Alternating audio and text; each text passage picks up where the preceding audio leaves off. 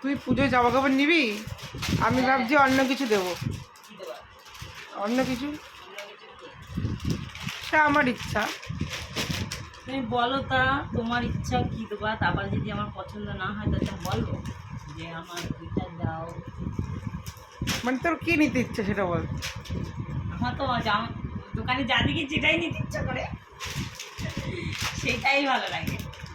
মানে জামা কাপড় নিবি নাকি আদার্স কিছু নিবি? জামা কাপড় তোমার যদি ভালো বেশি, আমার যদি অন্য কিছু দাও তাহলে দাও, আর সেটা থাকবে। জামা কাপড় আর কি একবার পরবো আর তোলাই থাকে। আবার তোর মেয়ে আশা করে বসে থাকে।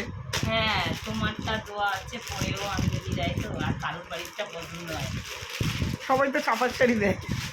হ্যাঁ, ছাপার শাড়ি, তারপরে কি জানি ওই যে তার কি যে ওই যে 200 টাকার জামদানি।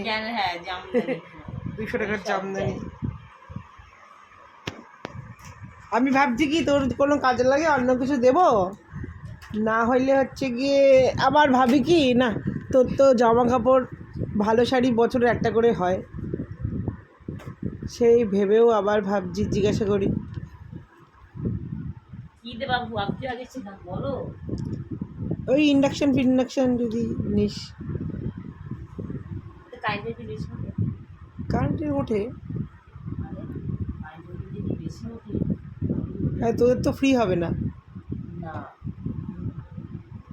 ওই চালালে আর ফ্রি হবে না।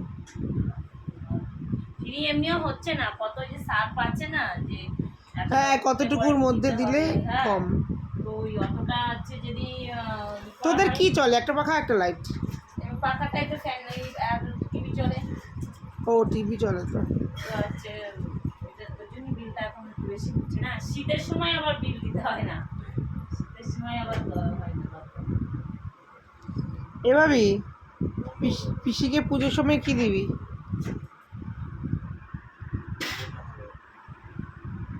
বাড়ি পুজোর সময় আমার হচ্ছে একটা দাঁড়া, পিসিকে কি চাইছিস দিদি?